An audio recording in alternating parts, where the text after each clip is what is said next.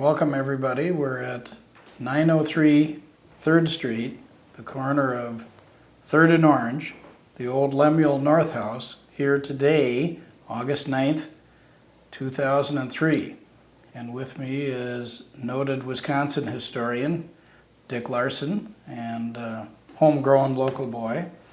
And the person we want to talk to today is our guest Willis Miller, editor emeritus of the Star Observer, but most noted as the major historian for Hudson. And we're just going to talk to Willis today about Willis. Great. Willis, how are you? Thank you, Steve, for the use of your Thank you. of your home and your gracious use of libation. For you people who don't know, this is Pepsi-Cola and Coca-Cola and line of Coke beer. We get this out of the way right away. Well, Willis, first of all, it's an honor to even sit in your presence because I kind of have rested at your feet for a long time as a mentor for local history. And the one thing you've taught me more than anything else is we index everything, right? And we do. But I thought it would be a wonderful day for us to just talk about your life and things that you've done. You're now over 40. You can tell the truth. And I thought if we just started off with your life history, start off when you were born, I know in 1918 in Iowa City, Iowa, and then you can just go on from that point and tell us about yourself, and we'll interject a few things here and there and ask you a few questions as time goes on. We'll add anything you miss. So your name is, spell that out. Well, Nick, the first thing I want to say that, of course, I knew your mother. She was my school teacher at Hudson High School, and she was one of my very favorite teachers, and a very good one, too. Good. It's nice to hear that. Well, I was born in Iowa City, Iowa, on November 28th, 1918. It was right during the great flu epidemic, and I had the flu the following year in 1919. Well, did you survive this? Yes. Oh, you did. I survived the flu. And my parents at the time were living in Watertown, South Dakota. And so I spent most of my, up to 2 years old, in Watertown, South Dakota. And my family moved to St. Paul in I think they moved in 1920. And they came to Hudson then in 1922. And we first came here, we lived at a rental of Dr. Lawrence Mayer at the far end of 3rd Street, going to the north, in a big house with 14 rooms, and it was not insulated, and it was the coldest place in town. And the rent was exorbitant, so my father told me, was $25 a month. We lived there for several years, and we moved then to 5th Street. And from that, we went to 3rd Street. And I lived for about 50 years at the corner of 4th and St. Croix, right across from the Catholic Church. What business was your dad in? My father was a salesman for Griggs Cooper in St. Paul, and he traveled this area for many years. And he liked it here? Yes, my family loved it here. Yep, I know that. So then you now are 5 years old and starting off in the Hudson school system. Well, my first teacher was Norma Goldberg, and she was a young married woman, and kindergarten was in the old high school that had been built in 1887, and it was raised in 1924. But it was in the basement, and the students, of course, we came to the kindergarten in the mornings and then went home. And she was my first teacher, and I went all through the public school system, and I graduated from high school in 1936. And while I was in high school, of course, I worked for NYA, the National Youth Administration, on which high school students worked to make some money. And I think we made about $8 a month or some such figure as that. But it was just enough during the Depression to really take off the edges, and you could... What kind of work was this? Well, I worked for the superintendent and the office girl he had, or his secretary, and I was a gopher. I go for this and go for that and do that. And I worked there for about 2 years on that. That's great. Yes. And then you graduated then in 1936. 36. And do you have any stories you want to tell us about school? Well, yes, I have one. The old sanatorium, the Hudson Sanatorium, which was on the end of 7th Street. It had been, Hudson Sanatorium had been built in 1887 by Dr. Johnson and some other people. And it was the only hospital Hudson had for many, many years. Well, it caught fire in May of 1934. Well, it was right at the noon hour, and most of the high school students were so enthused about the fire, they went to the fire and stayed for the whole afternoon. Of course, the next day there was difficulties when you went back to school. The Professor Rock, who was the principal of the schools, came and gave us all, we were castigated greatly for going to the fire, and we had additional papers to write and other things that weren't so nice. There were some penalties. Yes, a lot of penalties. And but to this day, I'm awfully glad I went to the fire, because it's one of the most memorable fires we've ever had. And I've written about it, and I used to go there too. It was really quite a palatial place. And that overlooked Lake Malibu. Yes, it overlooked Lake Malibu. At the dedication in 1887, the main speaker of the day was Dr. Cyrus Northrop from the University of Minnesota. I think it's always very interesting. That was an amazing place. And furthermore, for the affair, Dr. Oliver Wendell Holmes, the sage of Boston, wrote an inaugural poem, which was published first in the Star and Times in that year. Wasn't the hospital dedicated to Holmes? Yes, it was called. Named it. It was called the Oliver Wendell Holmes Hospital. It really it wasn't a full-fledged hospital, but it served the purpose for what they had, and they did have a nursing school to go with it too. And that was across the tracks, so you had to Go across the viaduct. Across the viaduct and to go there, and it was one of the problems, and it's burning, I think, as I recall. Oh, it was dry and getting Dry, up there, yeah. and they worried about the fire trucks going across the viaduct. Whether it would make it or not. Wobbly. I remember playing in the rocks in Yeah. my youth. Of the leftovers, the Oh bricks yes, from the that. debris from Yeah. that. And it was that way for many, many years. Yes, it was. And you couldn't give the property away. I mean, it was so undesirable, supposedly. But now it's one of the choicest Now locations overlooking in our community. the lake Yeah. and people, Yeah. which makes me wonder why we weren't spending money buying some of this stuff. Yeah, but that's right. But foresight has never been my strong point. So then you graduated. Were you working that summer that you graduated? Did you have a job? Let's see, No, not that job, I don't think. Okay, then you went on to away to I went that fall, I entered St. Olaf College. St. Olaf.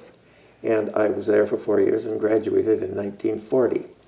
And during my experience at St. Olaf, I worked for the Norwegian American Historical Association that had been founded by Dr.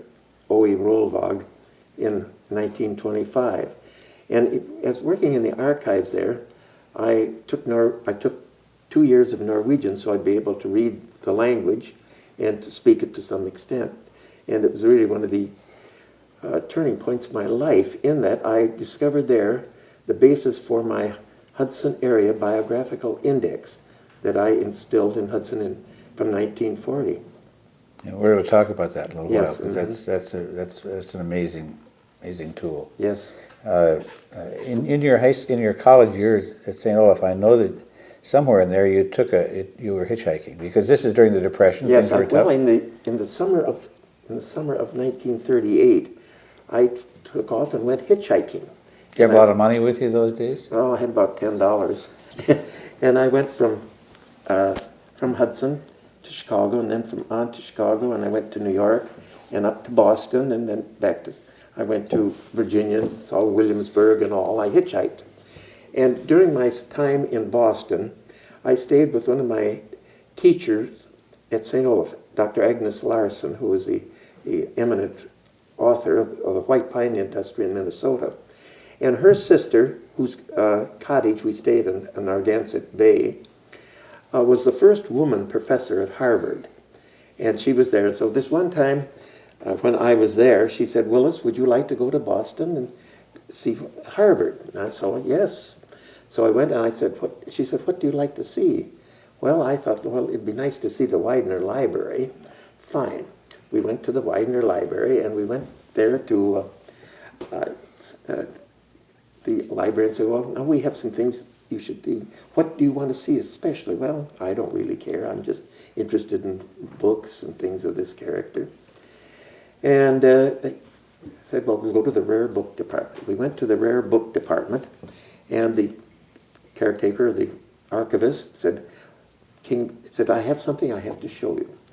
Went back in the bowels of the library and finally came out with a big bound book, carrying it like this, you know. And she said, Willis, would you like to hold this? And I held it. Said, this is a first folio of Shakespeare. And it was a steal at $69,000. What would that book be costing today, the value of it? Several million. I'm sure of that. Well, at the same time, the one night, down at the cottage, Henrietta was entertaining a few people, one of whom was the president of Harvard. And I was seated next to him. And of course, I was all of maybe 19. And he was very interested in what youth were thinking in college and blah, blah, blah, you know. And I told this professor, or he was a doctor, I told him everything I knew in one evening. And I've oftentimes thought of that, what he must have thought. But looking back on it, I can see that he probably felt he was just inquiring what youth was thinking in that time. When you get a chance to do that, though, you got to unload a little bit. Well, I unloaded quite a lot that night. But I can't see you hitchhiking. I mean, I don't know. What did you ride in? I mean, I rode in everything. How did you get rides in this thing? I mean, just... Well, I had an idea that I always wore a white shirt and a tie. Okay. And I looked at least presentable. And so I had no in those days, hitchhiking was pretty a common, yeah. I think both you men did that in your youth too. Mm-hmm. It was a common way of getting away.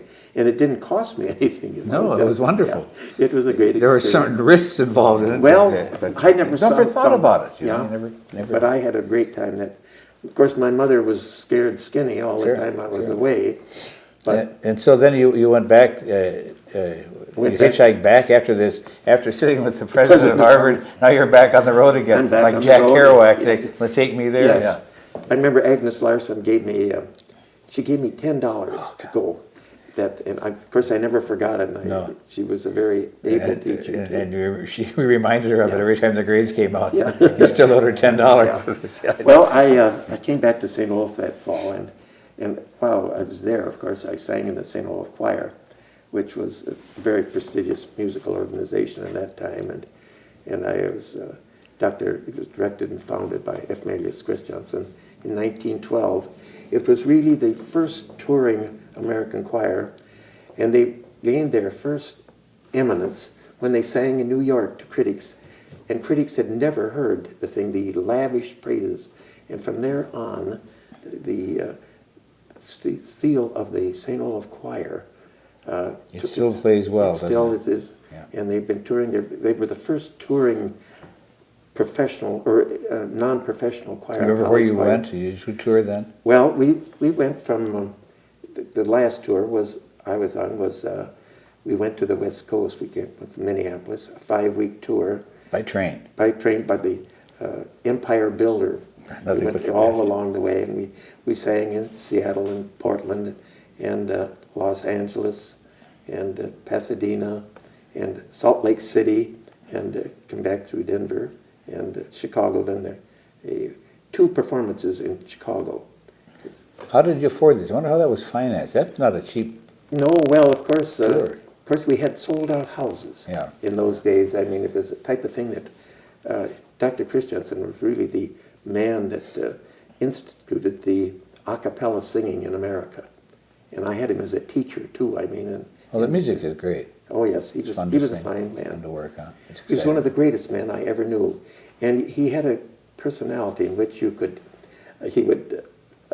if he would say, well, this is really white, and it was black, You say you're You're absolutely right, sir. We believed it. Anything, but he was quite a guy. That worked Yeah. well. But you were a tenor or a bass? I sang baritone. Because I remember when you sang. Yeah.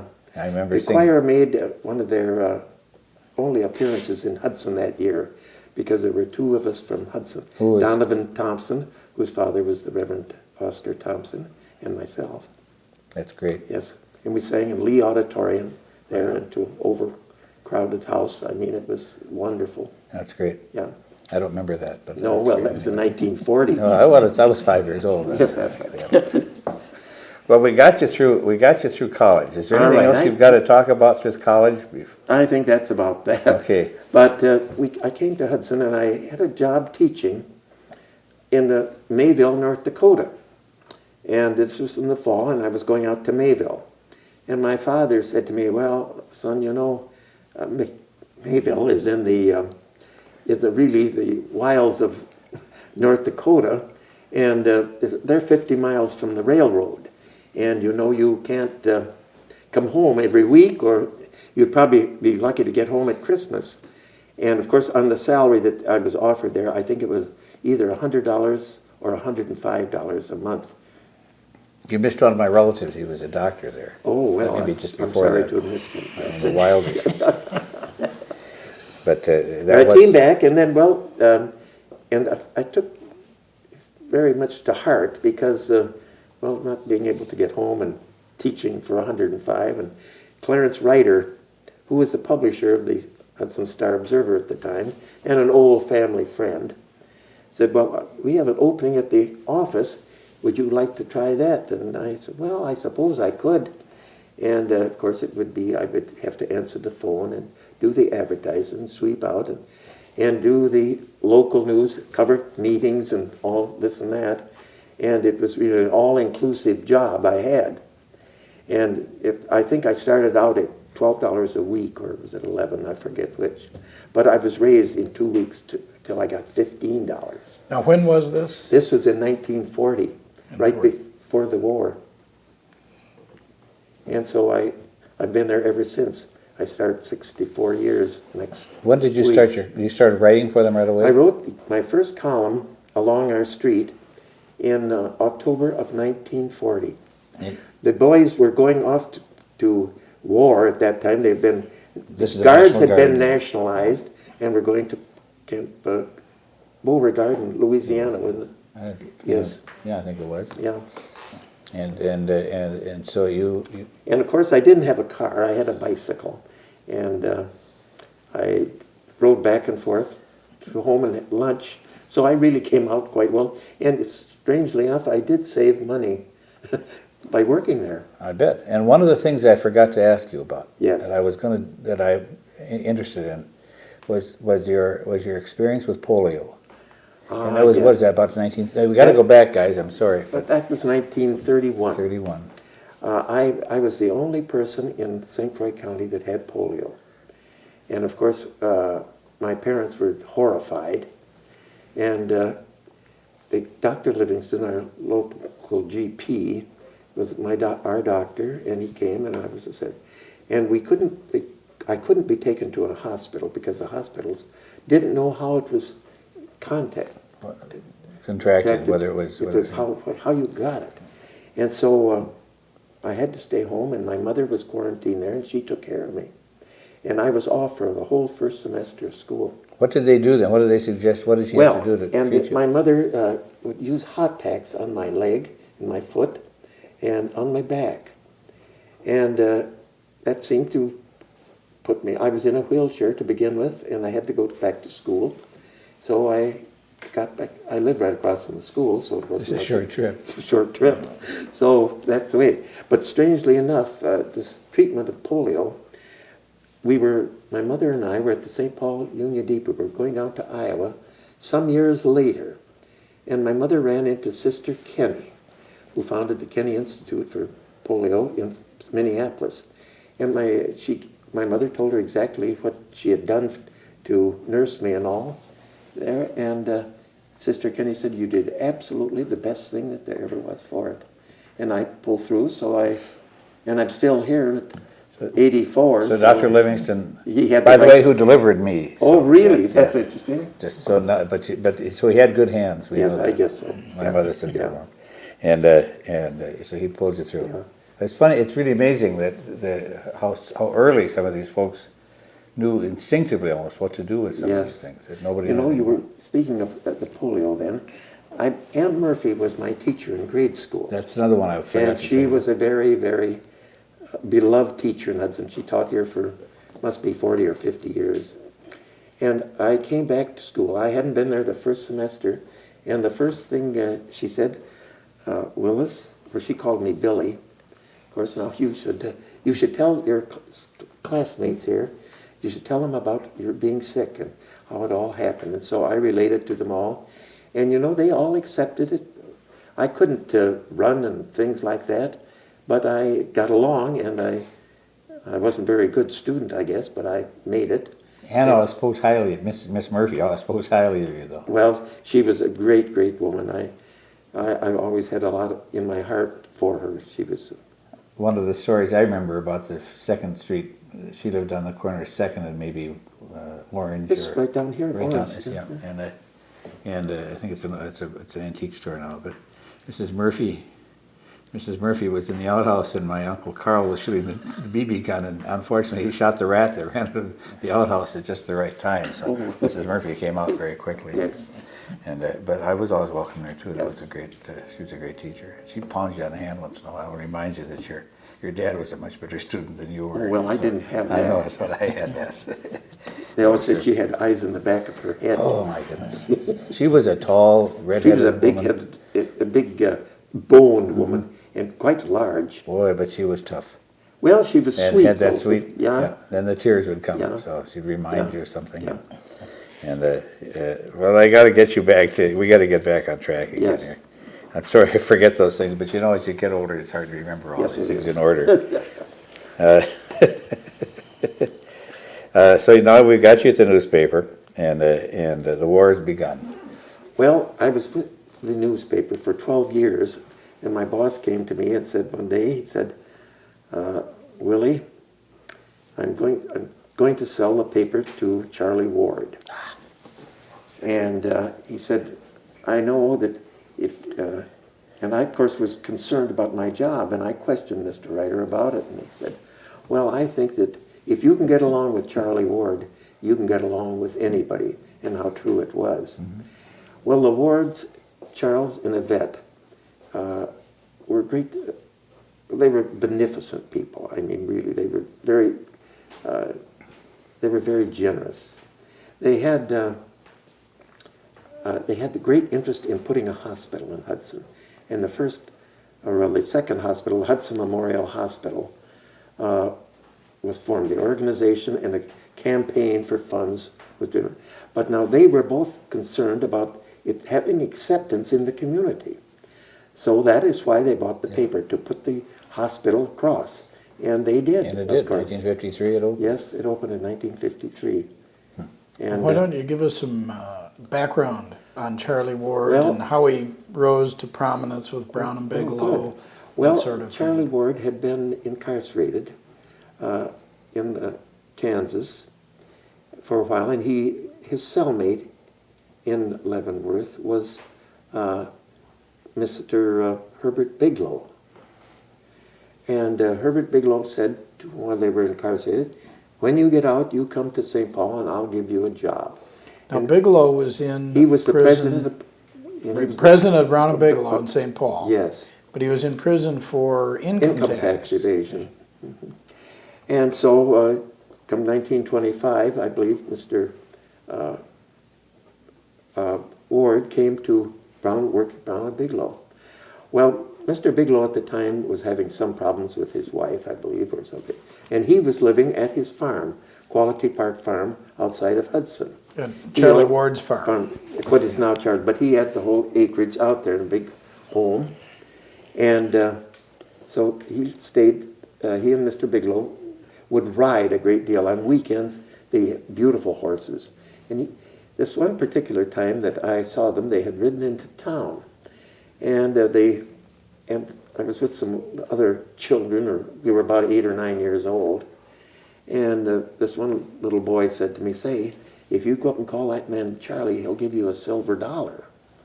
Well, that was a good bait, so I went up and called him Silver Dollar, or called him Charlie Ward, and I got the silver dollar.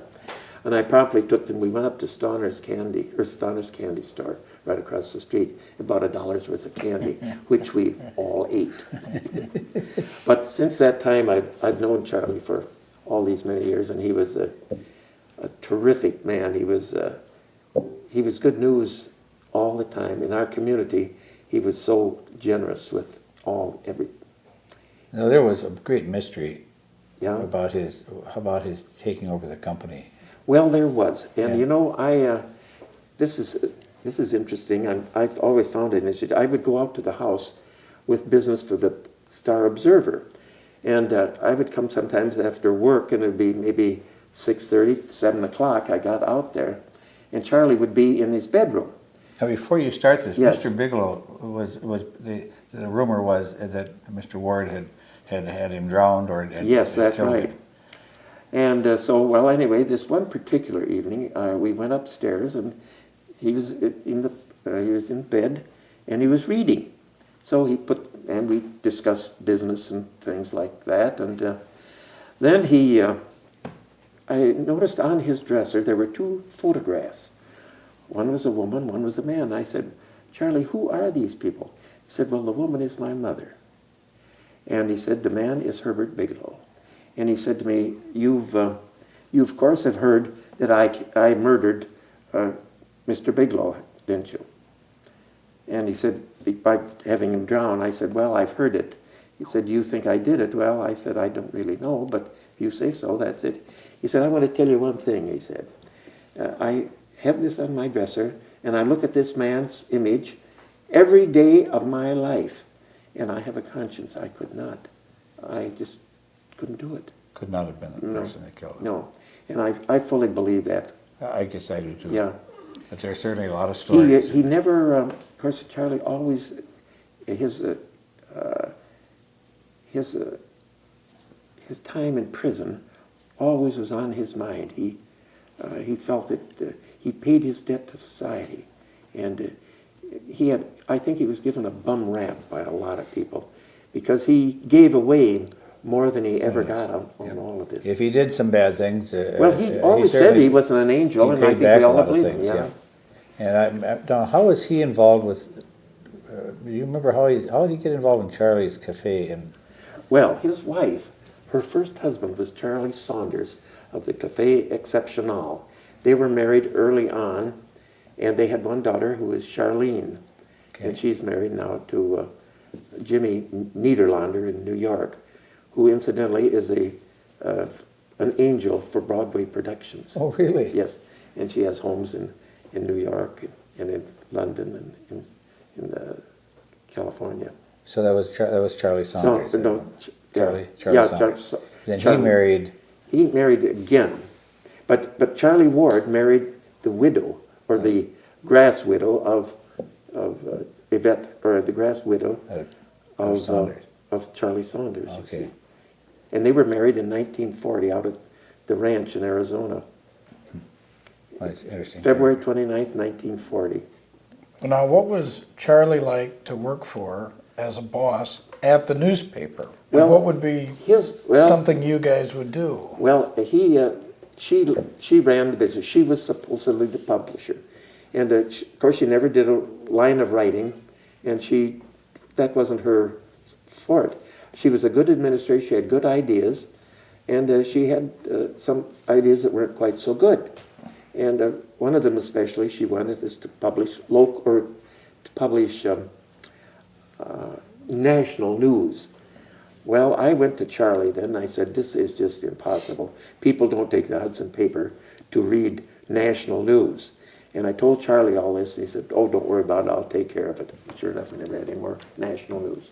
One of the great stories that I know you know a lot about has to do with the one time, in my knowledge, that Hudson ever was on the front page of the New York Times. Yes. And that would be regarding a jewel theft by was she one of your classmates? No, she wasn't. She was older than I was, and her name was Kathleen Nash. Durand. And she married this Mr. Captain Durand, He was a colonel. colonel. Anyway, she was a graduate of Hudson schools, I think, in the early 1900s. And then she was a WAC captain. Now, during what the she war. did is she apparently was involved in the In heisting a lot of jewels out of one of the castles It was Kronberg Castle. It's Okay. not too far from Frankfurt. just after the war. And she did all this in 1947, I think. Wasn't it? 46, I think. 46 or 47.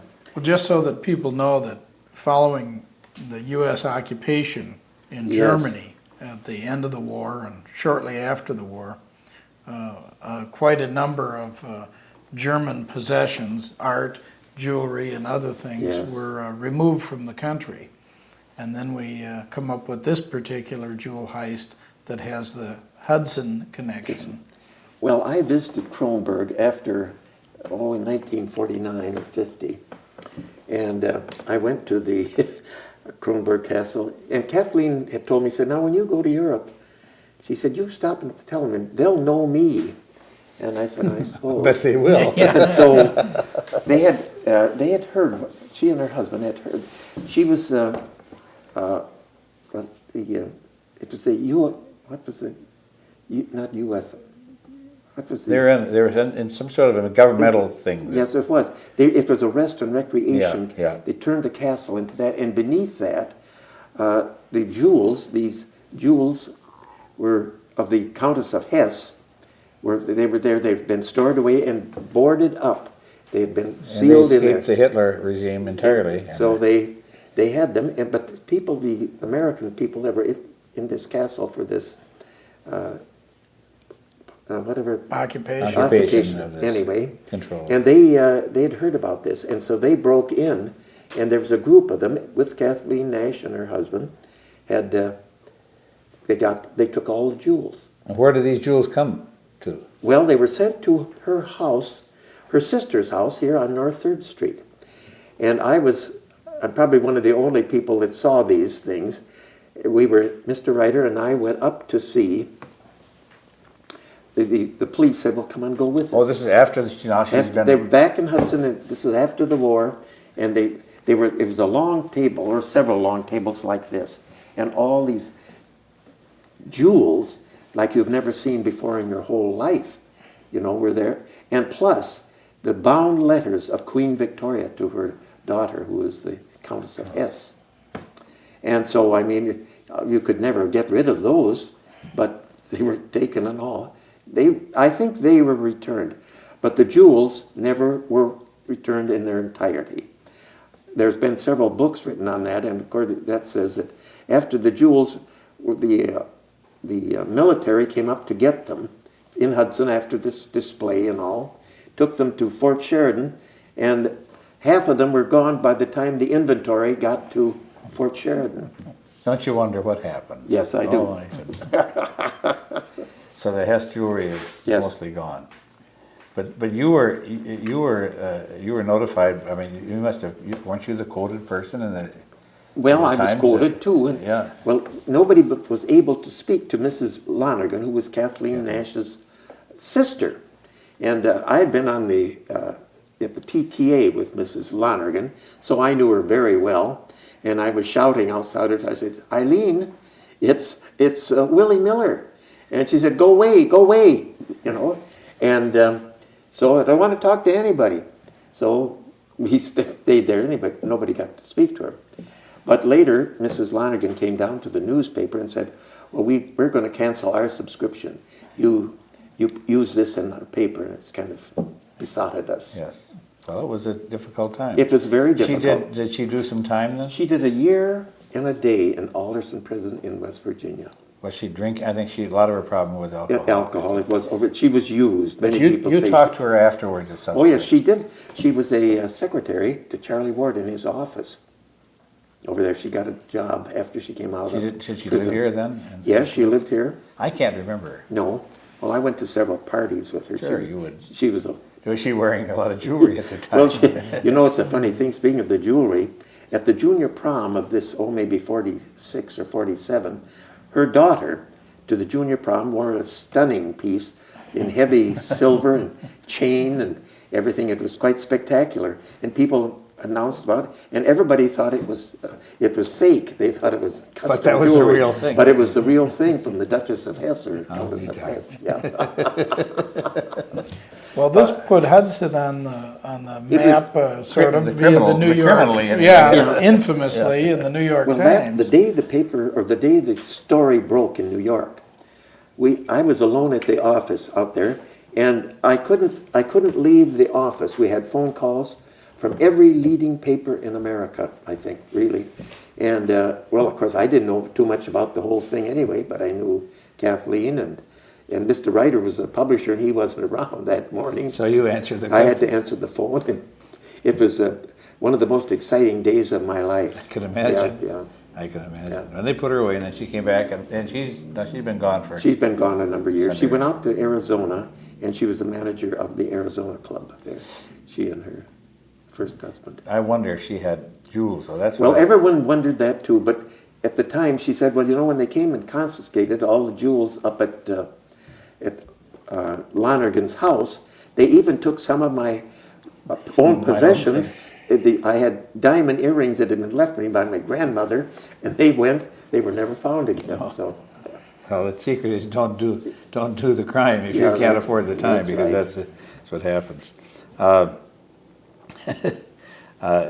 One of the things I want you to talk about was, I think your first book was, and the most important thing you've ever done in light of history, I think, was the old cemetery records. Oh yes. And it always intrigued me of how you wrote that book and how you got the information for it. The old cemetery, the part we're talking about really is on the west side of Ninth Street. Ninth Street. And it presently is in rather poor condition. There's been a lot of damage there over the years, and many of the stones that were there when you were there in 1940.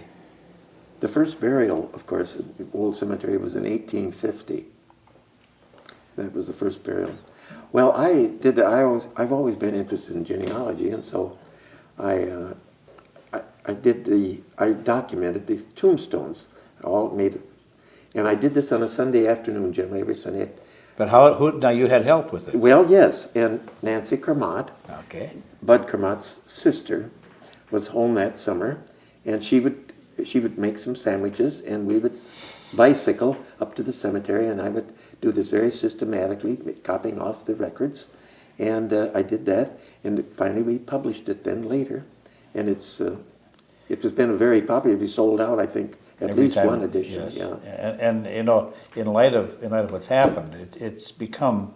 Well, it's the only record really of the. I mean, early there burials, there are records, but And I would think at least 20% of the gravestones have disappeared since I was up and documented. They've gone forever. now I remember the last Civil War veteran was Anton Swanson. Anton Swanson. And I tried to check him out years ago and That's a very interesting isn't story. it something? And this man, he came here in 1852 with his children, with his mother and father, and was enlisted in a Minnesota unit.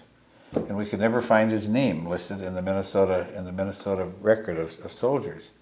And it so happened this spring I was in Fort Snelling and I bought a book on Minnesota soldiers, and the first time I really looked at it myself. And here's Anton Swanson, our last Civil War veteran, buried in the northwest corner of that cemetery, and not well marked. And here he is enlisting, they've got his name as Anton Swanton. So when I asked for help, everybody looked for Anton Swanson at the top of the list. Here he is at the bottom of the list, enlisting from Hudson, along with 4 or 5 other people. Eastman, there are several people that went at the same time. And this unit was the 3rd Minnesota Light Artillery, and It was a clerical error. it was a clerical error. So here he is, with this winsy little man who was a neighbor of mine in East Hudson, and was taken. He was the last Civil War veteran. And of course, he would always go to the army where they had the. There's a good story about him. You got to tell I it. don't know if I can tell Yes, that. you No, I can. don't know. But anyway, this was years ago, and this Dr. Livingston, by this time Mr. Swanson, this was in the late late 20s. 30s, or, well, that's been 20s. 20s, what's this? Oh, yes. And Because he lived in 1942. yeah, and but he was really out of commission for a long time. Well, this one, he was kind of old and quite wiggly, you know, and they would march up to the, sit on the podium. And Memorial Day. on Memorial Day, and Marion Crary would sing, and the preacher would give the address and all, and Dr. Livingston had to accompany poor Mr. Swanson and help him up the steps and take him down. And of course, Mr. Swanson was very deaf, and he said, finally he said, Doc, Dr. Livingston, I gotta urinate. He didn't use that word, But that's all right. it broke up the Memorial Day. People laughed all until the end of the situation. I often thought if he was a Norwegian, of course. Yes. And if he'd have been English, I thought he would have a wonderful place in the community. He lived here Yes. all his life, and He never got the worked for the due. shop. No. No. And Due reverence. well, in the old papers, you know, in the early times, they would say they would name the people who died of cholera in 1852 or something, and then they'd always say at the bottom of the list, and a couple of Norwegian kids, Yeah. you know. That's the way and it that was was the way done. it was listed, unfortunately. And then while we're on this, as long as we've broken all the bounds of propriety here, one of the stories that I remember as a kid was a place that was always a mystery spot in Hudson to go to, and that was what we called Nigger Coulee. Oh, yes. And it's not a propriety. That's not the right way to say it, but that's what they called it. So I guess historically we could say that. Well, but how did what? Now you did some. Well, I did a story on that once, and I used the word, the N word, and of course you wouldn't do it in today's word. It was an entirely different time frame, and that all has passed. You just wouldn't. I mean, you wouldn't do that anymore. But as a Where was this? No. It was in North Hudson. It was up beyond Star Woods, up in there. And another buddy of mine, it could have been Wayne Bowles. I've kind of forgotten. This was over 70 years ago, so it's I do forget. But I think we rode up there on our bicycles, and we saw this. It was the remains of an old cabin, and all the timbers had rotted and fallen into the pit. And this was there when I was there in the late 1920s. And the story of it is that he was a black man. He was on a steamboat that came up the river. He contracted either smallpox or measles or whatever, and he was put off the boat. And he went to this cabin, and that was his cabin, and he lived there for quite some time. And he was a character around town, and they always designated that area as Nigger Coulee. Yeah, and that's what was in my that's in my era the name too. of it, yeah. And of course, that was pretty common. Many of these people that's who did the work on the steamboats. Oh, yes. Steamers, as they came up and down the river, and there were a lot of people like that. Just this year, we were looking at Nauvoo, Illinois, for Silas Snell and the Page family. And I know you've got some stories about the Page family that maybe we could talk about. Yeah. Well, John Page came here in 1846, and he was a lumberman. And when he came on the ship, a man by Silas Snell, or he called that, he told John Page, he said, well, if I die in this vicinity, can you bury me on that high promontory, which is now we've called Liberty Hill? And by chance, the man did die there, and John Page had to take a crew of men and cut their way up and take the body, and he's buried there on the high promontory, and there's just a simple marker. It said Silas Snell is buried here in 1847. So he was the first burial in this Well, this area. summer my wife and I went to Nauvoo.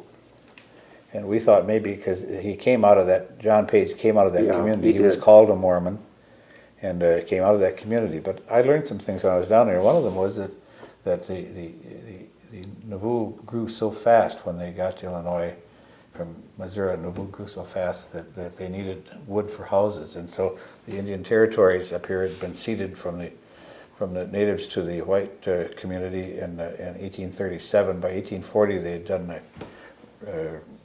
the legal work with meets and bounds and open to logging. And apparently, Captain Page was head of a logging crew. He was. That went up the river and cut logs and sent them down to build much of Nauvoo at that time. That's right. And one of the things that I learned down there was that there is another Snell down there by the name of Solomon Snell, who was apparently related to this man. Really? And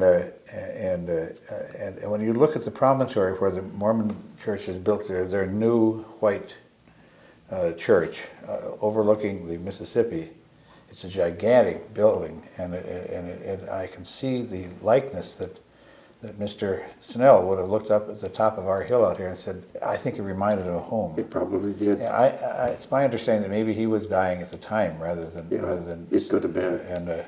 And did pass, and this was where he was laid. And there's an amazing similarity to the view. Yeah. The more. Speaking of John Page, the only piece of furniture that I know of John Page's is in Hudson. It's at the Octagon House. I met John Page's daughter, who was Eliza Page, and she was considered the first white woman. She was the first white woman born in Hudson. Abigail Page. Was the place Bailey. named after her. Yeah, and she was born on April 15th, 1847. And that's the day that the first steamer docked in Hudson. On her birth. Yeah, on her birth. And, well, anyway, the furniture, my mother knew her, and Mrs. Page at that time was blind.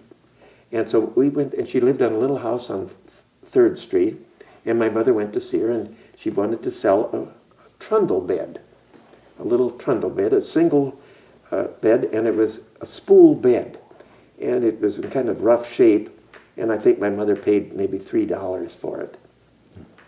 Well, and we took it home, and it was all, we've had it... now this is Mrs. Bailey now, Mrs. Page, Abigail Page Bailey. And she, my mother bought this and took it home, and we used it in our house for many years. And I gave it quite recently, well, 15 years ago, to the Octagon House. I had it all refinished, and it's interesting, there's an exact replica, duplicate of that piece of furniture in Sibley House in Minneapolis. Huh. That's great. I think there's Baileys. I think I've come upon them in my own genealogy, so I think I must have a shirt tail in there someplace, but I've forgotten how it works. But she, of course, there were a lot of women born here in Hudson before 1847. Oh, yes. And the community. But she was the first one that... When another one of the famous people, infamous, or I guess not famous people, but one that always intrigued us was a guy by the name of Yamkowski. Oh, Yamkowski. Do you remember him? Well, I've heard tell about him like... Old Bonnie. Old Bonnie. Yeah. And they called him Bonnie. He had, supposedly, he had served with the Napoleon's armor at Waterloo. And so they always called him Boney. And he lived here, and I don't suppose he spoke English. I really don't think so. No, I got it. But locating him, he died in 68, incidentally. That's 1868. 1868. You know, I saw him fishing down on the river, and everybody said there's old Boney. They all knew old Boney. Yeah. And he was quite a character in Hudson. He lived with his daughter, a Mrs. Bruce.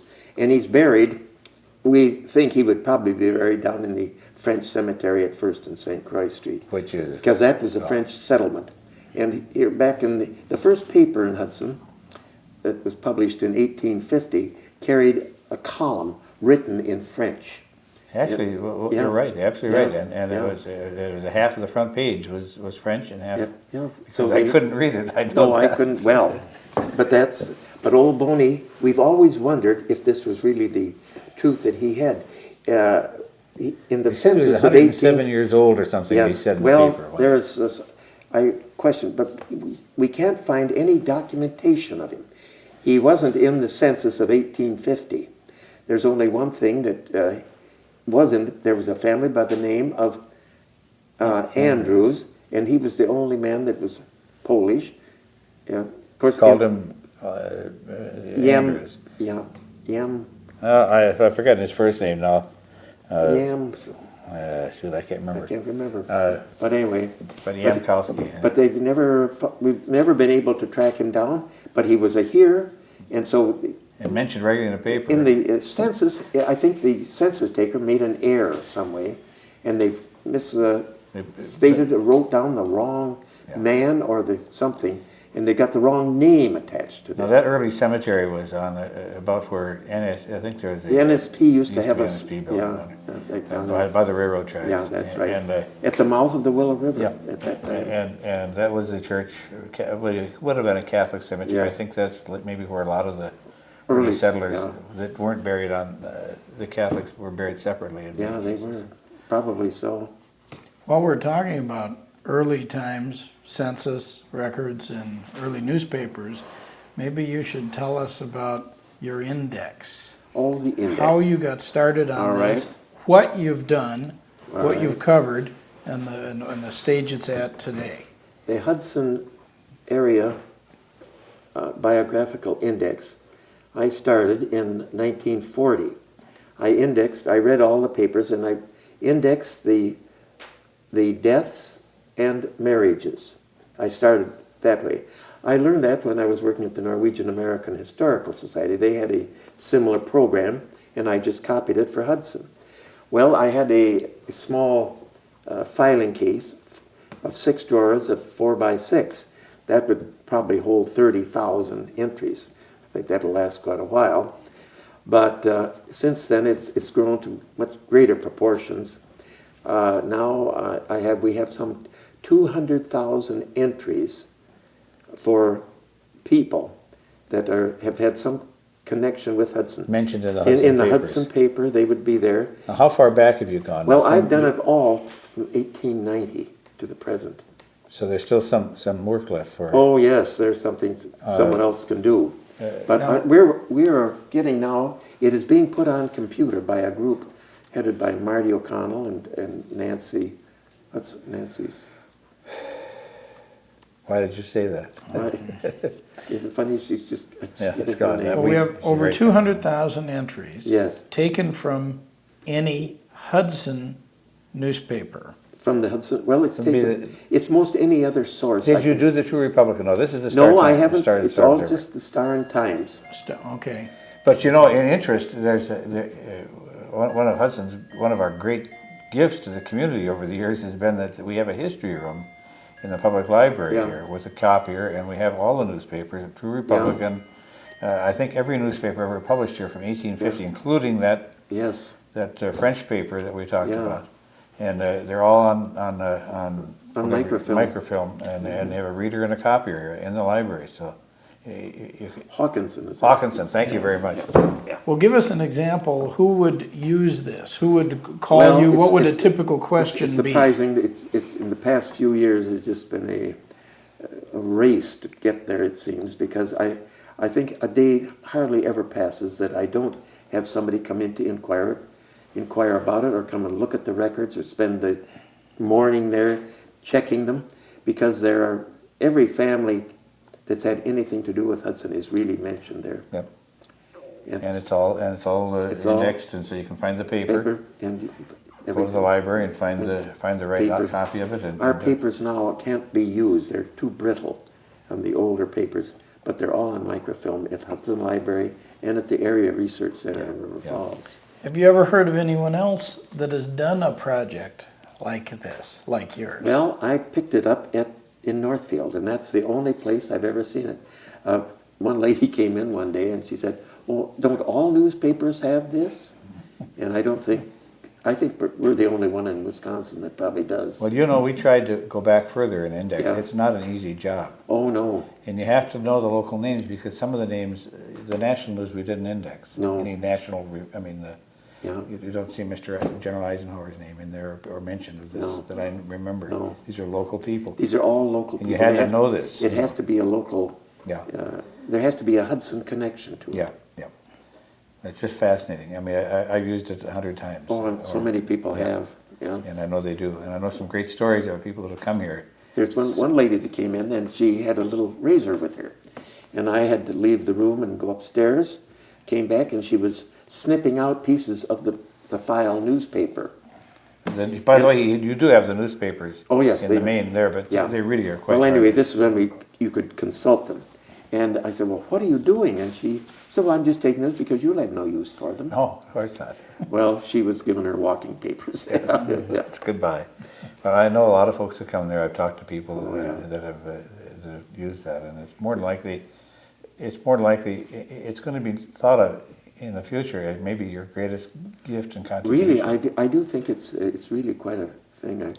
Well, now it's been copied, right? Oh, well, they're being they're putting it on being microfilm. digital. Putting on now, microfilm. But they're On being on on digital. computer. On It's going to on probably be computer. a CD-ROM Okay. or something. Yeah. But you still have all the original Yes, we have. cards in your office Yeah, right now. right. And still working on that Yeah. format, aren't you? I do it once a week. It takes maybe 2 or 3 hours a week to make the entries into the.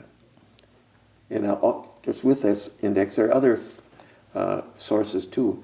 I've listed all the graduates of Hudson High School.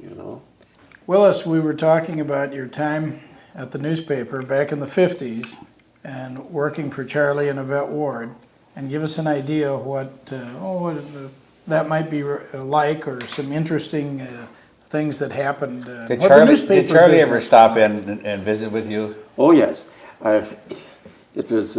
I recall this one time particularly. He would give me a call and said, "What are you doing?" Well, I said, "I'm at the office." He said, "Lock the damn door." Would this be Saturdays? by any chance? Saturday, Okay. and he said, "I'll be down." And he liked to go to the local watering places and have a drink and find out what was going in the community. Here was a man that had a fabulous fortune, and he was good news for any paper, any place Charlie went, he was news. So we would go up to one of the bars, and the habitués that were there were drinking nickel beers, automatically changed to top shelf whiskey. Of course they do. I'm buying her own. I'm buying and her he'd say, own. "You'll have to put $50 on the Yeah, yeah. till or on the bar." That would hardly even get And to the he would- first two people. Yes, by and the that's time. what he'd do this quite on occasion. He enjoyed knowing what was going on in the local community. A hard man to work for. They were, well, yes, I suppose. It was 6 years that I wouldn't trade for anything, but I could never go through it again. No.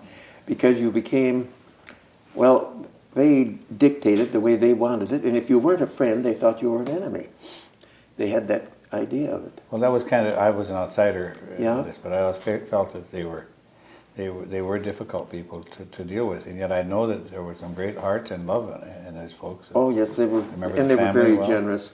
The first time I remember with him, I had accumulated $500 in my check account, and I talked to Charlie, and I said, maybe I should invest this. I should buy some stock. He said, well, that's a good idea. How much have you, Willis? Well, I said, I have $500. He said, $500? That's nothing. I'll loan you $5,000, and you'll have to pay 1% interest. He said, well, do you want to buy some Brown and Bigelow stock? And you can pay it just out of the dividends and pay him back.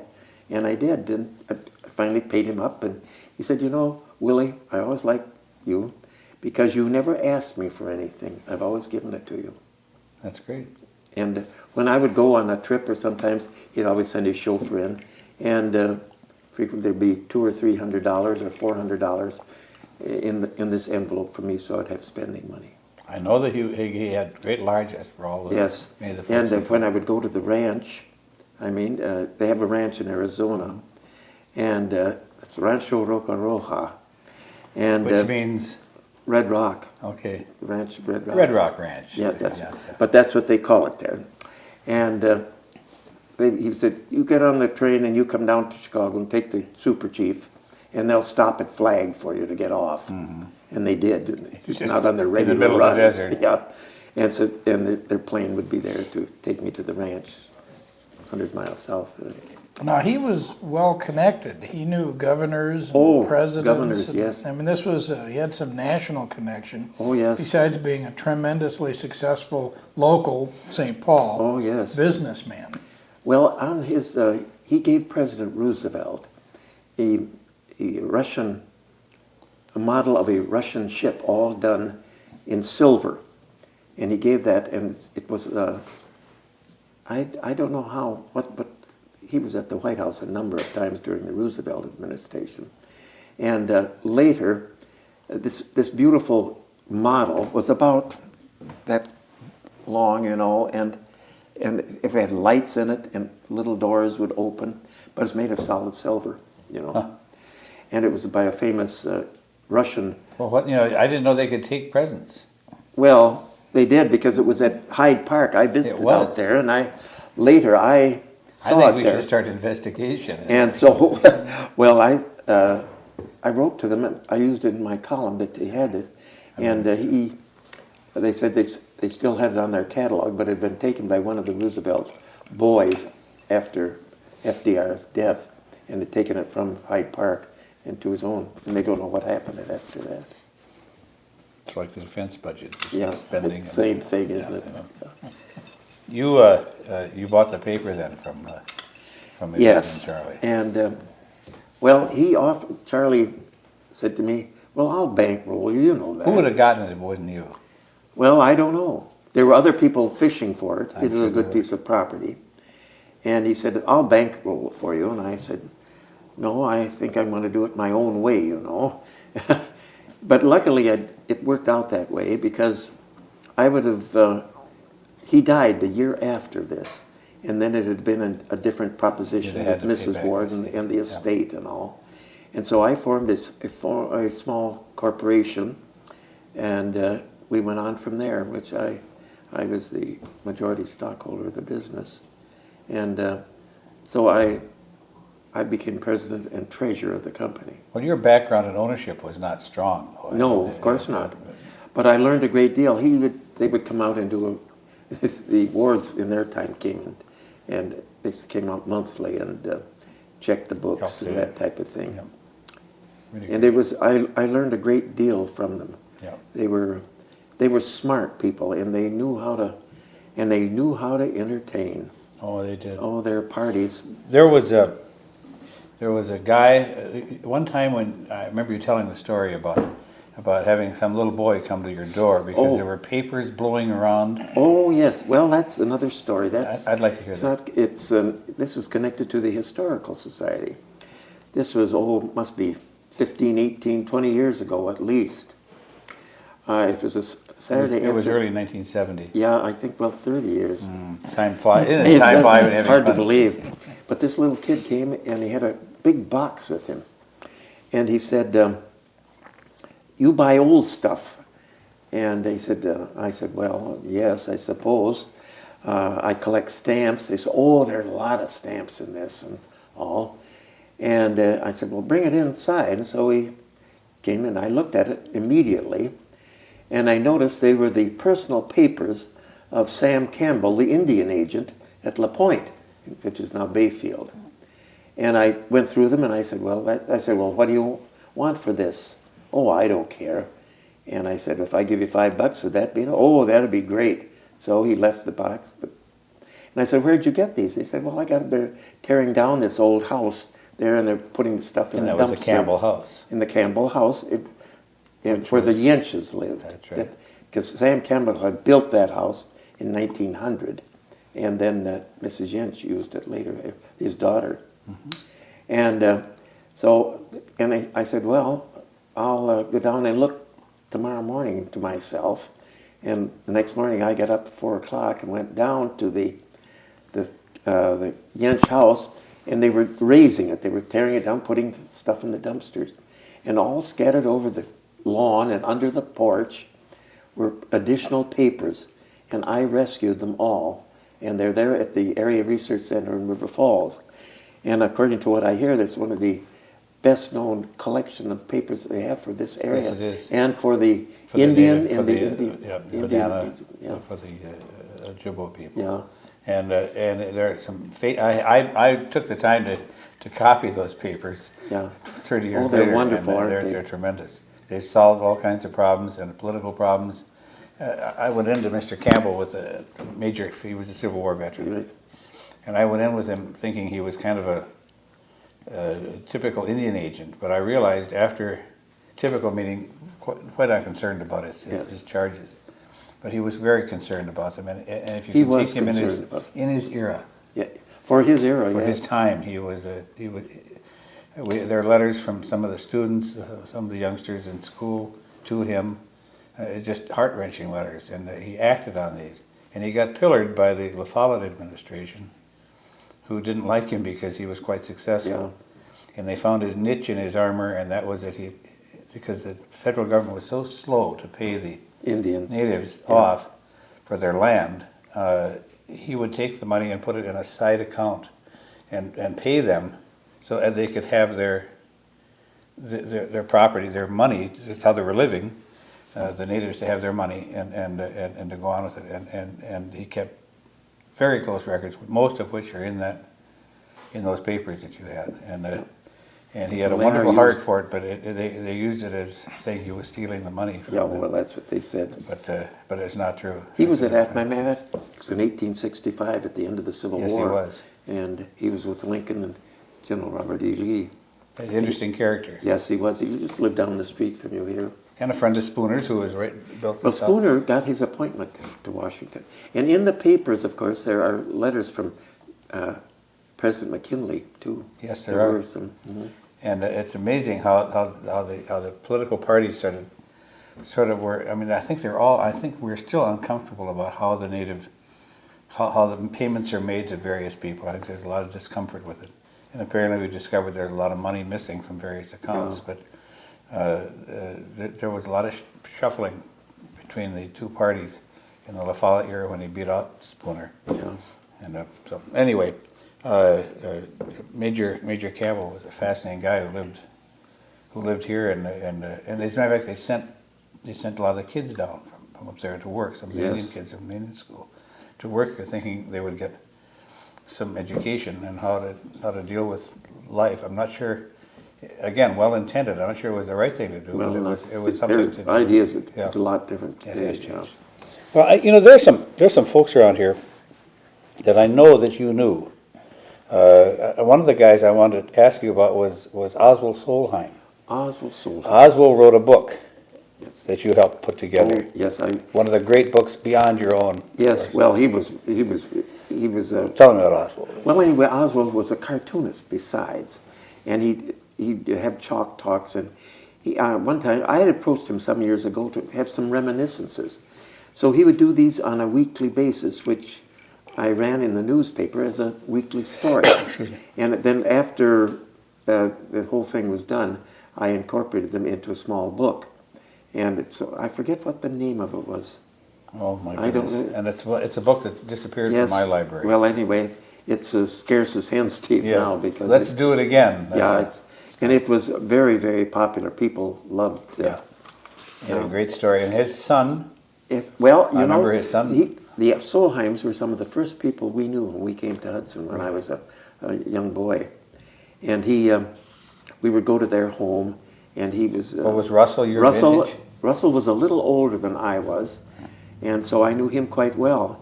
And in the World War II, of course, he went in the army, and he was killed in Normandy.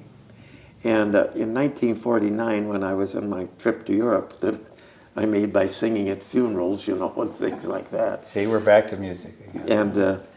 And so I said, well, I'll go and visit his grave. They wanted me to do that, and I did it. It was quite a feat for me to get out there to Normandy from Paris and all, and I went and I brought home a piece of soil or a little sack of soil. I took it to the Solheims, and they both wept. It was really very emotional. They put this together. Yes, and later Russell was returned to the United States, and I sang at his funeral. You did? Yeah. I was going to ask you what you sang. We could duplicate it here. Yes, we could. But I don't want to do that. Well, that book was one of is really. We had that prize. sold out it was a small run, Yeah. maybe 500 copies at the most. And I know we did have a order from the Royal Library in Oslo, Norway. They wanted a copy. They bought a copy. I'll be darned. So Solheim is a good name. Yes, it is. That means Sun Hill, Sun Hill. or Sun. Yes. Yeah, I think it is. Anyway. And think of some of the folks that you've met. I mean, I was just thinking of the Phipps family. That Well, the Phippses, of course. uses the Well, the Octagon House was the home of the Phipps, or of the, right across from the Phipps house. okay.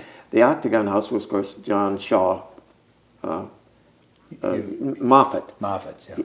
And he built that house in 1855. Of course, it was just more or less of a dirt road and an Indian trail up the road here. And across, this was when it was built in 55. The Phipps house, the mansion, now is a bed and breakfast. And that house was built in 1885. Phipps had come here as an official of the West Wisconsin Railroad.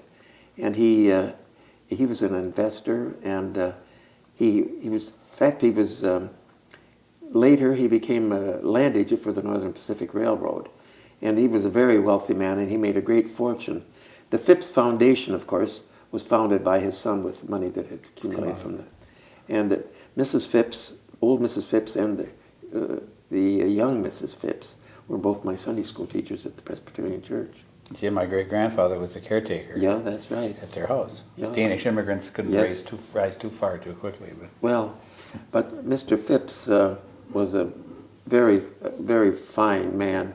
He was a small man, Richard. You'll be happy to know that. that's, well, we'll talk about size. Yes, that's right.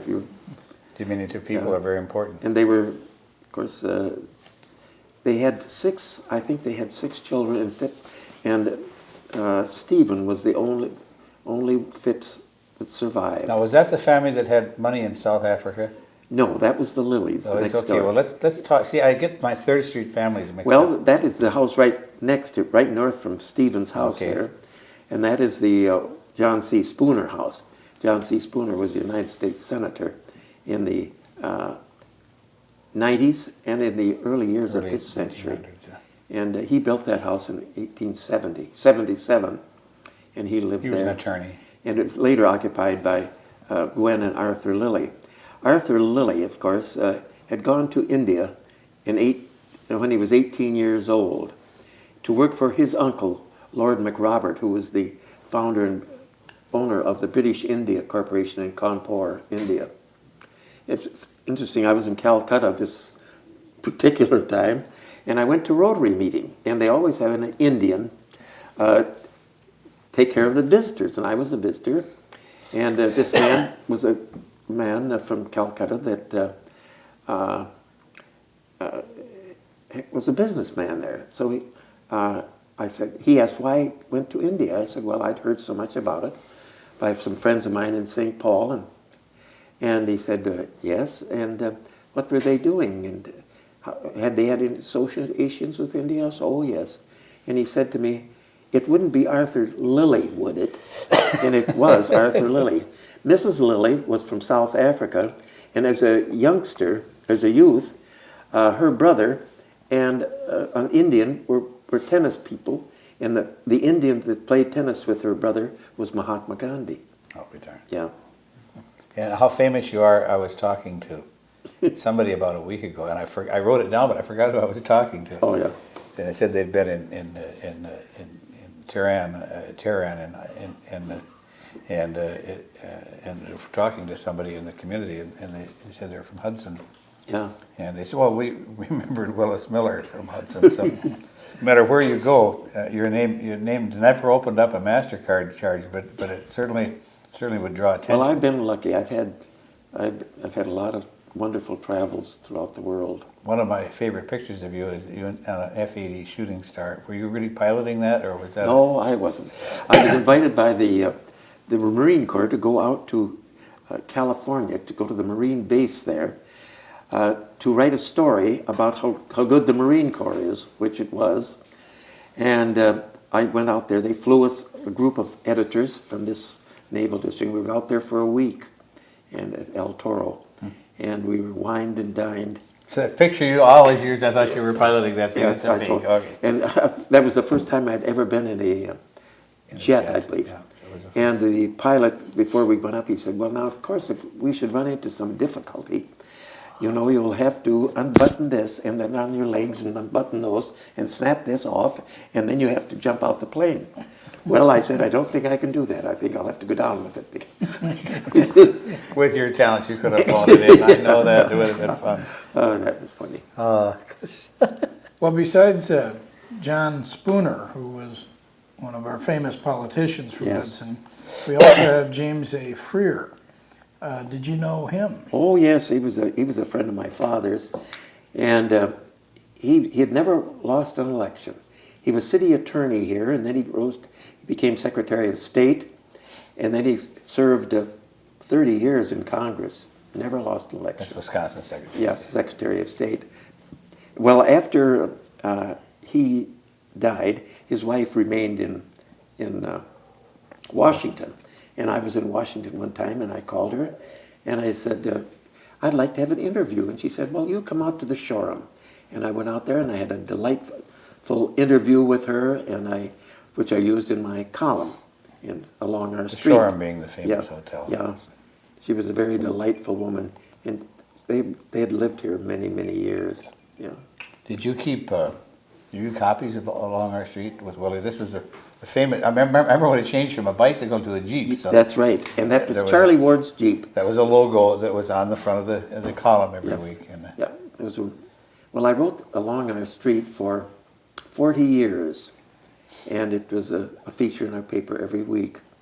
it had you on a bicycle, Yeah. and then. The only time I ever missed is when I would have guest columnists would fill in when I was. But they were away. not nearly as good. Oh, I wouldn't say that. I would say that. But Well, tell us about just running the newspaper after you bought it in 1958 from Charlie Ward. well, Who did you have working? I can't remember. oh well, there was Ted Peterson, Mr. Clare was the old printer, and then of course we took on new people, Walker Isaacson and Dick Jordahl, and of course Kay Johnson is still there, and Mrs. Johnson still writes a column, and she just turned 93 July 3rd. So there's hope for you. Yes, I guess so. Continue on with. I did the column Historic Hudson. Well, I thought after I gave up Along Our Street I should do something, and I said I'll write a column on Hudson. I'll do it for a year, so I'll get tired of it. But I didn't. I kept on for 17 years and You wrote still have the pictures. 700 columns in the Yeah, interim. yeah, it's really amazing, isn't it? Yeah. It's hard to believe. Tell me about Judge Arnquist. Does that name ring a bell? Yes, Judge Arnquist was a county judge here for more than 30 years. He was a Swedish immigrant that came from Sweden, of course, and they lived up in the other side of New Richmond. And he came and he went to school in River Falls for their short terms, and he acquired a law degree or a law education, and then he was elected county, and you just couldn't beat Judge Arnquist. He was a very popular. Of course, he knew all the immigrants and all the Scandinavians, and his wife was a native Hudson woman, and they were both musicians, and they both were good singers, and they were Mrs. Arnquist. Gave voice lessons, and a very distinguished family. Very. Did we talk about the Jacobs family? No, You know, one of my favorite people was Mabel Jacobs, Mabel who Roseanne was Jacobs, a voice coach, voice coach. and she made all the young men and women that had to take lessons from her. Yeah, she was an excellent. She and her sister Judith. who was a poet, came to Hudson here. After they had lived in Northfield, and she taught. Mabel taught here for many, many years until her death. Did the girls get along, those two sisters? No, they didn't. They got along beautifully, but they argued a lot. And if you'd be at their house for a lesson or so, they would be arguing and exchanging words about, well, should the dog stay in or should the dog stay out? You know. But that's true, and I heard those stories Yeah. that happened. Yeah. But they lived rather rudely out there and on Jacobs Lane. Oh, yeah. And the old farm, I think, an old farmhouse. Yeah. But what wonderful people. They were Judith delightful people. didn't they come out of Kansas? Weren't they out of? Emporia State College. Okay, were they and both she was a teach there, friend. or- Yet they both taught there, and she was a personal friend of William Allen White. William Allen White. The famous newspaper editor, from- popular writer Yes. in his day. Then she did a memorial. This is what we were talking about earlier. She did a little memorial sketch of him, which I suggested to her that she give away as a Christmas card gift. And she had a drawing of William Allen White's desk, and then she had her reminiscences in it. I remember that. And Judith put out a yearly book of poems. Around Solbach and Yeah, those around usually named Solbach. Solbach. I think we had maybe 10 or 12 of those issues that we did for her. Some of those have fallen into my hand too. Yes, so- oh yes, yes. they were quite popular. But you know, that musician, that wonderful voice of Mabel. Tell me, what do you know Well, about but, her? I mean, you took vocal lessons. Yes, from well anyway, she sang in the St. Olaf Choir. She was in the course of 1913, I believe, or 12 or 13. She went to Europe for the St. Olaf Choir's first trip abroad. And she sang before the King and Queen of Norway. And then she got, in 1914, she got stranded in Germany. She was taking music in Germany. She got stranded, and she was there for the rest of the war. And she had to stay with a German family. And she said that oftentimes they hardly had food for themselves, but they were very willing to share it with her. He said what really came up, she got very fluent in the language. Of course, that with her voice coaching, that was. She had a contract to sing with one of the big metropolitan or the opera companies in New York, but she had taken sick and she was ill for about a year, and she couldn't fill the contract. She would be just a quintessential Yeah. color. She was a big woman. Soprano. She had to be 6'1" at least. Oh yes, and what a wonderfully big. Even when I knew her, A big voice. magnificent Yeah. voice. She was a contralto. I believe. Contralto. That's what I wanted to say. That's Thank you. It's hard to remember all those Yes, things. yes. Steve, you got any good questions to ask? Well, I was always wondering about Dr. Wilder Penfield. Oh, It's kind of supposed to be famous, but by this But day this day is is- forgotten. well, Dr. Penfield, his mother was a matron at the Galahad School in North Hudson. And so he spent a lot of his youth here. And then he was married and moved elsewhere. He went to Princeton. He And married- he was on the Lusitania. He was. Yes, When and- it sunk. Yes, it sunk. Well, and then he went to school in Europe, and he lived in Montreal. He became probably the greatest brain surgeon of his time, and he was here. He was given the Order of Merit by Queen Elizabeth, and the Order of Merit is only allotted to British citizens. Only 24 at a time can be in the Order of Merit. And he was supposedly the greatest living Canadian for many years. Yes. He visited here, and his wife was a Hudson girl. She was Helen Kermott. That was the connection, was Helen Helen Kermott. That's what it Kermott. was. His grandparents were Jeffersons. Amos Jefferson was the president of the bank here. And the they lived up Jefferson the Day street. House. Yeah, that's the Jefferson Day House. They were a very delightful couple. When just hitting some names, it reminds me of Mrs. Day, who wrote Genevieve, the first real History of the community. The early Hudson in the Yeah. early days was written in 1932, and her father had been George DeMars Klein, and he was the publisher of the True Republican, which was a Democratic newspaper, and he was had a master's degree from Wisconsin University, and his editorials, they claim, were copied throughout the state. He was one of the best editorialists they had. And he died in 1917.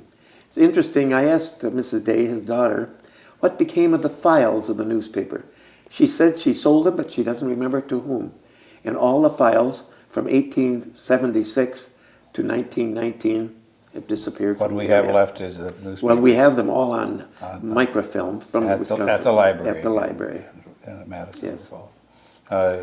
But she had these files to work with. Oh, yes. And she knew many of the people, like the Masseys and Bouchers. She had a wonderful story, or he did, in about 1875 about Mr. Massey. Yeah. I think it was about a 7-10 column Yeah. story about his history. It's the only place I know that's really real history. He was, well, of course, Louis Massey and Peter Boucher were the first settlers in our community. They had some presentiment, though. They when that treaty was signed in Oh, yes. 1837, Well, they came. they were living in St. Paul, at and Fort Snelling, weren't Fort they? Snelling, yeah. And they were booted out of there by the government. they got booted out of the big settlement up in Winnipeg too. Yeah. before that on the Red River. But they had been over this way many times. Hunted Oh, and yes. fished over here, guided There were a here. lot of, Hunting, fishing, they Right. brought officers from the Right. fort over, so they knew they knew the area. territory. So they really were the first landowners in Hudson. Yeah, that's right. One had Willow River, one had Buena Vista, Yeah, and I've yeah. forgotten which now Yeah. without looking, but one was in the north and south part of the community, one was in the southern part of the community. North Hudson is a very interesting area, isn't it? Yes. It's supported one time a great big hotel in the 1870s. Is that Baldwin? Baldwin's Who was, D.A. who brought the, Baldwin. who He bought brought the the railroad railroad in here? 1871. Yeah. And they had this big hotel which was dismantled and taken downtown and was the second Chapin Hall house. Really? Yeah. The one that burned, that'd be the That corner was of, the site of Tulgren Square Tulgren today. Square, yeah. And that burned, of course, yeah. too. And that burned twice, I think. Yeah, well, first Chapin time- Hall yeah. was that's a man's That's a name. name. His name was Yeah. Chapin Hall. And it burned down, and he was on a train someplace, Yeah. and he said, "Well, we'll have to build it Build again." that and Apparently, there was no insurance Yeah, on no. it, so And he did. yeah, he did it again, and I think it burned down again. So Yeah. it was not a good place to have a store. Well, that's it. That's one I wanted to remember, and then I would like to talk about the famous Collier brothers in New York and their connection to Hudson. Well, that is interesting. Steve should know that, too. Of course, the Collier brothers had a cousin, and her name was Ethel Knox, and she lived in this house that we're in tonight. In this house. In this very house. Okay. She was a domestic for the Reverend E.E. Williams, whose first wife was Anita North, whose, this was her parent. The north. This is the North home. This is the Len North house. Who was Hudson's only first millionaire lady type. Yeah, she was the first millionaire Yeah. in Hudson, supposedly. When million was a million. When a real million. Yeah.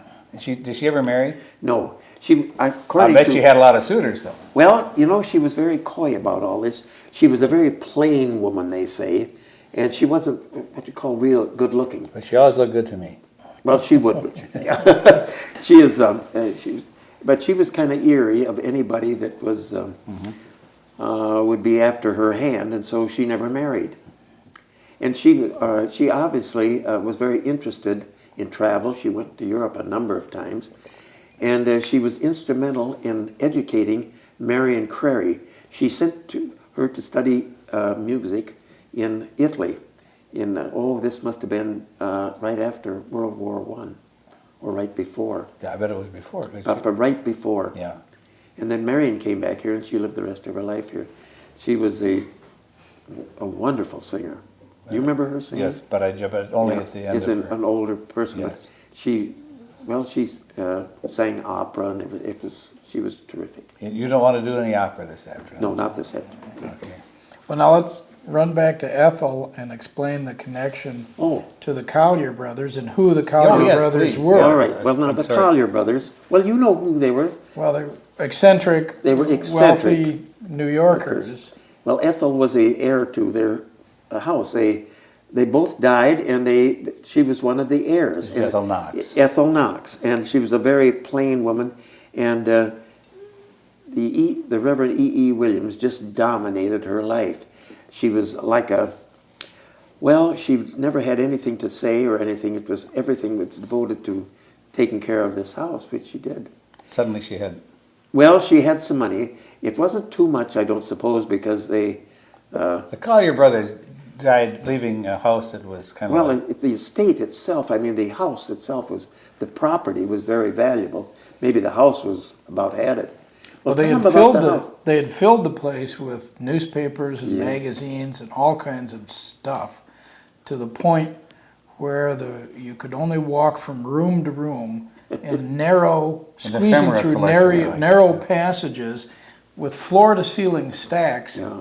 And hidden amongst these stacks of newspapers and stuff was money.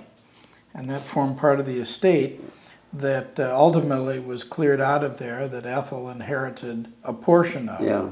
And then no longer had to work as a domestic. Yeah. I wonder what her words were to Mr. Williams, then, Reverend Williams. Well, the Williams were very hidebound, and he was very dictatorial. He was an Episcopalian rector, and he'd served in Menominee, but he often preached at the Episcopal Church in Hudson during his time here. But she never told you how she felt about not having No, to we take didn't this. go into that. It'd be a great story. Yeah. She was happy to leave. And the house, of course, hasn't changed much since, has it? No, but there was a story about Ethel haunting Oh, these really? premises. However, having been here a number of years, I've yet to see any sign of Are her. there any other hauntings here? Not yet. Now, you know, there's some haunted houses on town. Do you remember any of those? Well, there was one that's up in your ancestor's house. Yes, wasn't there it? was. And I've kind of forgotten the story. It was in a book. It was in one of the Norman's. Beth Norman's, Yeah. one of those books. And Yeah. Donna Peterson. They see wrote this. They see this ghost of. some old gentleman, I Yeah, forgot. I what it forgot. was, I haven't thought of that for a But long there, time. I wonder if anybody's ever done any more. There must be some great hauntings here. I mean, Yeah. this town is so. Well, somebody else has told me that they have several houses in town were haunted. Let's by- find out and do a All book right, on we'll do haunted another- houses here. Yeah, all right. Well, let's try and get you back to the newspaper business. You're the publisher. Give us an idea of what were the interesting things, or what were the problems associated with being a newspaper publisher? Well, that's. I was thrown into it. I remember the morning that I got the call from Charlie Ward saying that he had bought the paper, or his wife had, said, "Come out for have dinner." So I was taken. They came and got me, and we went out there. He said, "Can you run a newspaper?" And I said, "I think so. I've been there for 12 years." And then I'd never had any journalism. I just picked it up by hand. But I seemed to Done the work right out thing. all right from what and we always made money. Have you which printed is all the names of everybody that ever had anything Yeah. wrong? You've never deviated from that I know of. Yeah. I mean, if you had, Well, of course, we're one of the oldest. I think we're the 6th oldest paper in Wisconsin. yes, I'm sure of it. Yeah. It's and Our paper was founded in 1854. well, what now? You've not given this up. This has gone through several owners since you've had it. Oh, yes. Well, after I sold most of my shares in the early or the mid 80s, I sold to Steve Keller, and he in turn sold to Arlen Albrecht from the Red Wing Eagle. And then Jay Griggs was the publisher for a while. And then now, of course, we have that Stephen Zubay is the publisher of the paper. And you're still there. And but this is after, now the Zubay came in under the, when the Red Wing Eagle was sold to the Fargo, North Dakota Forum, which has a number of Minnesota weeklies and several television stations in North Dakota and radio stations. It's really a big outfit. And your operation is part of that. Yes, as is River Falls, New Richmond, and Ellsworth, But and Red Wing. What do you see as the future then? You think we're Well, gonna have a I daily think paper here, our or- community is growing by leaps and bounds, and I think we're trying to do the best we can to maintain our balance with the growth of the community. I notice now the political tenor of the paper changes. It seems like with every With every owner. I was a Democrat, and I think, well, I know that Keller was a Republican, Yeah. as was Jay Griggs, and Jay even ran for office. yes, ran for office, and of course, I think our present paper is. Of course, you try to maintain. It's a narrow line, and it is. You try to. You can't please both the parties. those of us who read it as a Democrat feel that the Republicans are getting all the benefits. Yes. And as a Republican, And I the feel other all the people feel the Democrats are same getting. too, yeah. But I notice my name's in there often, so I think Yeah. it must be the other side. Yeah. It's getting it. But I still work. I work 5 hours a day. In a fun thing, what do you do now? Well, I know work mostly on I do all the obituaries. Yeah. And I'm the head gopher, and I take care of the mail, and I work on my index. And I have a feature that's called Pictures of the Past that I've been doing now for going on 3 years. And I have a picture every week. Now for you've that. had 3 or 4 retirement parties. Oh, well, And what you don't know is, and I've been invited to speak at a couple of them. I've been very proud to do that. But I've maintained your grades from your freshman English class that my mother had. horrible. And I have 3 of those papers, and I'd like to publish those sometime. It would be very interesting. You'll have to get a new publisher, though, I think. But he did have good grades, I will say Yeah. that. But I think he was teacher's pet. I think I soft soaped your mother. Yes, she was pretty decent though. Well, it's been an interesting evening. I don't know of. I mean, we can sit all night and tell Yeah. stories. I think the best thing to do is to remember what we said here, and then next time we'll do another 3 hours and see what happens. But Thank you. it's been a great time, and I thank Steve and his family. We had a nice lunch here. Thank you, Stephen, for And Thank this you, Willis. this wonderful crew that has been so silent back here. And I'm glad they were because we made all the noise. And thanks so much, boss. Thank you.